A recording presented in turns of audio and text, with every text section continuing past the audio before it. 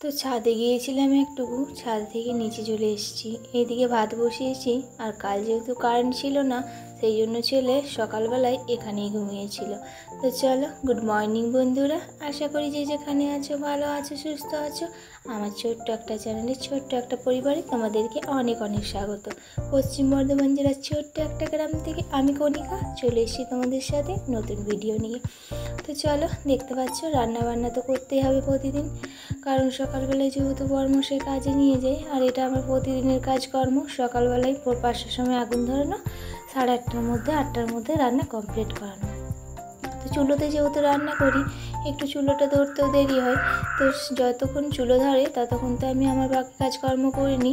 ঘর ঝাড় দেওয়া, মারুলি দেওয়া, ছাই মাটি ফেলানো, যেহেতু চুলোতে রান্না করি কয়লার ছাই তো থাকেই।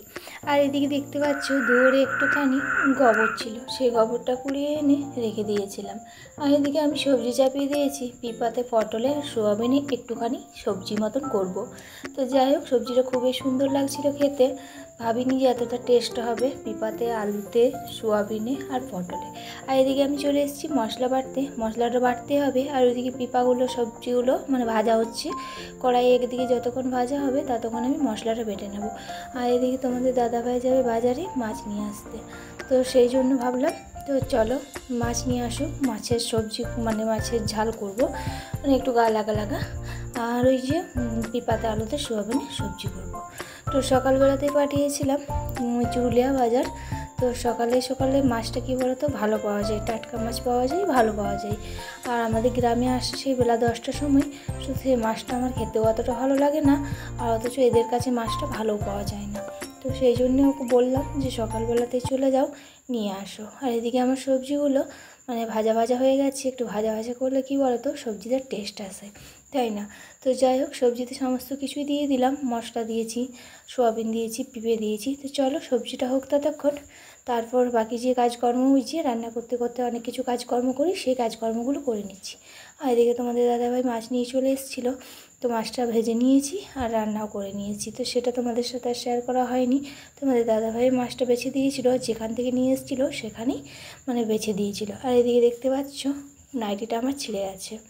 তো যাই হোক, আমাদের মতো পরিবারের মানে বউরা এইভাবেই মানে কি বলবে, কোনো দিন ছেঁড়া নাইটি পরেই চালিয়ে দেয়। ঘর থেকে অতটাও বেরোতে হয় না। তো সেই জন্য ভাবলাম থাক, আজকে বৃষ্টি পড়ছে, নাইটিগুলো শোকাবে না, তো এটা পরেই আজকের দিনটা চালিয়ে দিই। তো কী করবে বলো, আমাদের মতো বউদের এইভাবেই কাজ করতে হয়। আর তোমাদের দাদাভাই তো কাজে চলে গেছে, কাজে যাওয়ার পর বাকি কাজকর্মগুলো তো আমাকে করতে হবে, তাই না? তো সেই জন্য গ্যাসটা একটুখানি মুছে নিলাম। গ্যাসটা মুছে নিলে গ্যাসের ওইখানটাতে আমার থালা বাসনের ঝুড়ি থাকে, তো সেই জন্য গ্যাসটা আমাকে প্রতিদিন আগেই মুছতে হয়, আর ওই জলের বোতলগুলো। তো সেই জন্য গ্যাসটা আগে মুছে নিলাম, তারপর চলে এলাম থালা বাসন ধুতে। আর কি জানো, চলো সাজ পুরি শেষ হয়ে গেছে, আর অল্প অল্প করে কাজকর্মগুলো করছি। আর এই জামা কাপড়গুলো নিয়েছি। আর এদিকে সারপুরি শেষ হয়ে গেছিলো বলে সারপুরির প্যাকেটটা কেটে নিচ্ছি। ওই 1 কেজি প্যাকেট ছিল। তো জানো তো কদিন ধরেই মানে ভাবছিলাম ছেলেকে আনা করাবো, তো আনাই হয়ে উঠছিল না। তো সেই জন্য ওকে বললাম একটু সারপুরি নিয়ে এসো। তো সেই জন্য সারপুরিটা নিয়ে এসেছিলাম, তারপরে কেটে নিলাম। তো যাই হোক, কাপড়গুলো কেচে নেবো। এদিকে দেখতে পাচ্ছ টিপটাপ বৃষ্টি পড়ছে। তো চলো, ওই দিকে দেখতে পাচ্ছ কাপড়গুলো আমার কাচা হয়ে গেছে, আর বালতি পেতে এসেছি টিপটাপ জল পড়ছে বলে। আর আমি এদিকে শাশুড়ি মাকে খেতে দিয়ে দিয়েছি, খাবার খাচ্ছে, আর আমিও খেয়ে নেব।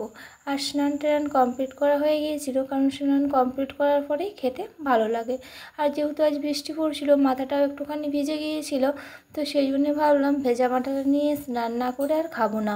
অন্য দিন দেখো তোমরা স্নানের আগেই খেয়ে নিই, তো সেই জন্য ভাবলাম না, স্নান না করে আজ আর খাবো না, স্নান করে নিয়ে একবারেই তারপরে খেয়ে নেব। তো সেই জন্য তো চলো, স্নান টান করে চলে এসেছি খাবার খেতে। আর ওই যে ওইটাতে সকালবেলায় ভাত রাখি, তো সেই জন্য ওটা নিয়েই বসে গিয়েছি। আর এদিকে দেখতে পাচ্ছ চুলটা ভেজা, চুলটাও যাই হোক রোদও দেয়নি জানো তো, আর চুল না শুকালে আমার ভালো লাগে না।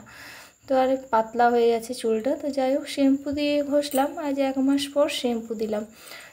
ছেলের জন্ম মাস ছিল জ্যৈষ্ঠী মাসে, তো সেই জন্য আর জ্যৈষ্ঠী মাসে আর শ্যাম্পু করিনি, সারা মাসটাই ডুব দিয়েই পার করিয়ে দিয়েছিলাম। আর এদিকে আমি চলে এসেছি, দেখতে পাচ্ছ বৃষ্টি পড়ছে। একটুখানি এখানে। তো চলো তোমাদের সাথে একটুখানি বৃষ্টিটা শেয়ার করার জন্যই বাইরে এলাম। আর এই বৃষ্টির মধ্যে আর তো কোনো কাজ নেই, যা কাজ সব সকালবেলায় হয়ে গেছে।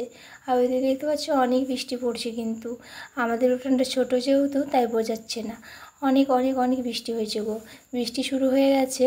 তো যাই হোক, মানে আজ থেকে বৃষ্টি শুরু হয়েছে, বলছে তো 3 দিন বৃষ্টি হবে। তো চলো, আর এদিকে ছেলে স্কুল থেকে চলে এসছে। তো ছেলেকে আর শাশুড়িমাকে দুজনকে খেতে দিয়ে দিয়েছি। আর ছেলে এদিকে একা একা মাছ মানে বেছে খাচ্ছিল বলে আমি বললাম একটুখানি বেছে দিই। আর আমি এদিকে চলে এসেছি বিকেলবেলায়। এখন বিকেল হয়ে গেছে, ওই খাওয়া দাওয়ার পর তো কিছু কাজ থাকে না, তো সেই জন্য ঘুমিয়ে দিয়েছিলাম। ঘুমিয়ে দেওয়া, ফোন দেখা, এগুলোই কাজ আমার দুপুরবেলার খাওয়া দাওয়ার পর। আর কোনো দিন দেখো থাল বাসন রেখে দিই, আর কোনো দিন ধুয়ে নিই। তো যাই হোক, এখন চেষ্টা করছি একটুখানি ধুয়ে রাখার। বিকেলে জল এসে যেহেতু জল বুলিয়ে নিই। আর বৃষ্টি এখনও থামেনি গো, সেই যে সকাল 10টা থেকে বৃষ্টি শুরু হয়েছে, এখনও অবধি বৃষ্টি থামেনি। এই বৃষ্টির মধ্যে কাজ করতে অনেকটা অসুবিধা হচ্ছে। আর ওইদিকে কলে জল চলে এসেছে, দেখো কতই না বৃষ্টি হচ্ছে, তাই না? আর ওই যে ছাদে আমি ঘুঁটে দিই, সেই ঘুঁটেগুলো রয়ে গিয়েছিল ছোটো টুকরোগুলো। আর এদিকে যাই হোক, গাছগুলো কিন্তু দেখতে হেভি লাগছে বৃষ্টির জলে। আর এখানে আমাদের ছাদে একটুখানি জল জমে গিয়েছিল, সেই জলটাই একটুখানি ঝাড় দিয়ে দিয়েছিলাম। তো সেটাই তোমাদের সাথে দেখাচ্ছি, জলটা অনেকটা জমে গেছে। তো চলো এবার রাত্রিবেলায় চলে এসেছি রুটি করে নেব বলে। আর আমাদের তো প্রতিদিনই রুটি হয়, রুটি না করলে মানে রুটি আমাদের খাওয়া অভ্যাস আছে বলে প্রতিদিনই রুটি খাই। এদিকে চুলোটা আজ অনেক কষ্ট করে ধরিয়েছি গো বৃষ্টির মধ্যে, জানো তো, এখান থেকে ওখান করেই চুলো ধরিয়েছি। তো যাই হোক, ভাবছি গ্যাসেই করে নেবো এবার থেকে। তো যাই হোক, চেষ্টা করবো, সবসময় তো আর গ্যাস ভরা থাকে না, তাই না? গ্যাসটা শেষ হয়ে গেলেও মুশকিলে পড়ে যাবো, জানো তো, যদি টাকা না থাকে। তো সেই জন্য চুলোটাই কষ্ট করে ধরিয়ে দিই, যে না থাক চুলোটাই ধরিয়ে দিই। আর রাতের বেলায় তো সবজি আর হয় না, তো গ্যাসে করলেও অতটাও অসুবিধা হবে না আমার। তো চলো, তোমার চুলোতেই রুটিগুলো করে নিই। আর এদিকে আমি বসে আছি একটুখানি চা খাবো বলে। তোমাদের দাদাভাই এখনও আসেনি, দুজনের জন্যই চা করেছি, বললো বেরিয়ে গেছি, এবার পৌঁছে যাবে হয়তো। তো সেই জন্য আর একটুখানি পায়েস করেছিলাম গো, এই জলে মানে পায়েস। ছেলে বায়না করলো যে একটুখানি পায়েস করে দাও, তো সেই জন্য একটুখানি পায়েস করেছিলাম। আর এই চালগুলো দেখছো, এই চালগুলো ছিল মানে বাপের বাড়ির চাল। অনেক দিন ধরে পায়েস খাইনি, অনেক দিন ধরে পায়েস বলতে পুরো জ্যৈষ্ঠ মাসটাতে পায়েস খাইনি। ছেলের জন্ম মাস ছিল বলে পায়েস খাইনি, আর পায়েস করিও নি। তো ছেলের জন্যই যা জন্মদিনে পায়েস করে দিয়েছিলাম, আর পায়েস করিনি। তো সেই জন্য ভাবলাম একটুখানি পায়েস করে নিই, আর আমি একটুখানি চা রুটি খেয়ে নিই। তো সেই জন্য 2টো রুটি নিয়ে নিয়েছি, আর একটুখানি চা করেছিলাম। তো যাই হোক, আদা দিয়ে চা করেছিলাম, জানো তো, সকাল থেকে পেটটাও কেমন কেমন লাগছিল, তো সেই জন্য একটুখানি আদা দিয়ে চা করেছিলাম। আর ওই আদা দিয়ে চা করাটা খুবই ভালো লাগছিল খেতে। আর বৃষ্টি এখনও থামেনি গো, বরমশাই কাজে থেকে তো আসেইনি।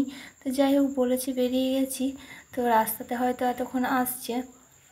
তো এই তোমাদের সাথে মানে তোমাদের সাথে না, ঠিক আমার চা খেতে খেতেই তোমাদের দাদাভাই চলে এসেছিলো। তো চলো, চাটা আমি খেয়ে নিই, ভিডিওটা অনেক বড় হচ্ছে।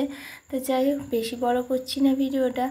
আর এই সারাদিন মানে কি বলবো, কাজকর্মের মধ্যে এতটাই ক্লান্ত লাগছিল, মনে হচ্ছিলো কতক্ষণে তোমাদের দাদাভাই বাড়ি আসে, কতক্ষণে মানে খেয়ে দিয়ে শুয়ে দিই।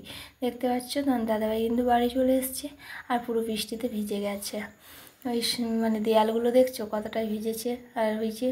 তো যাই হোক, গাড়িটা এখন রেখে দাও, আর বেশি বড় করছি না গো ব্লগটা। তোমরা সবাই ভালো থেকো, সুস্থ থেকো, চ্যানেলটাকে সাবস্ক্রাইব করে পাশে থেকো। তোমাদেরকে জানাই আমার অনেক অনেক অনেক অনেক ভালোবাসা। তো যাই হোক, তোমার দাদাভাই তো চলে এসেছে, আর ওইদিকে খাবার নিয়ে যাই বলে টিফিনগুলো বললাম ওইখানেই রেখে দাও, তো সেই জন্য গোজে নিয়ে নিয়েছি। আর আমাদের খাওয়া দাওয়া কিন্তু হয়ে গেছে, তোমাদের দাদাভাই স্নান করার পরেই আমি খাওয়া দাওয়া করে নিয়েছি। ওকে বলছিলাম যে যত তাড়াতাড়ি পারবে মানে খাবার খেয়ে নাও, না হলে আমার কিন্তু থালা বাসন ধুতে যেয়ে ভিজে যাব। আর আমার নাইটিটা অনেকটাই ভিজে গিয়েছিল গো। যাই হোক, জলে তো কাজ করতে হবে, তাই না? এদিক ওদিক করতে করতে অনেকটা নাইটিটা ভিজে গিয়েছিল। তো যাই হোক, রাত্রেবেলায় নাইটিটা একটুখানি চেঞ্জ করে নিয়েছিলাম, অন্য নাইটি পরে নিয়েছিলাম। তো চলো, ভিডিওটা তো বললামই আগেই যে শেষ করছি এখানেই। সবাই ভালো থেকো, সুস্থ থেকো, চ্যানেলটাকে সাবস্ক্রাইব করে পাশে থেকো, বেশি বেশি করে লাইক করো, কমেন্ট করো, শেয়ার করো। আর তোমাদেরকে তো বললামই অনেক অনেক অনেক ভালোবাসা রইল তোমাদের জন্য। সবাই এই বৃষ্টিতে একটুখানি মানে সাবধানে থেকো।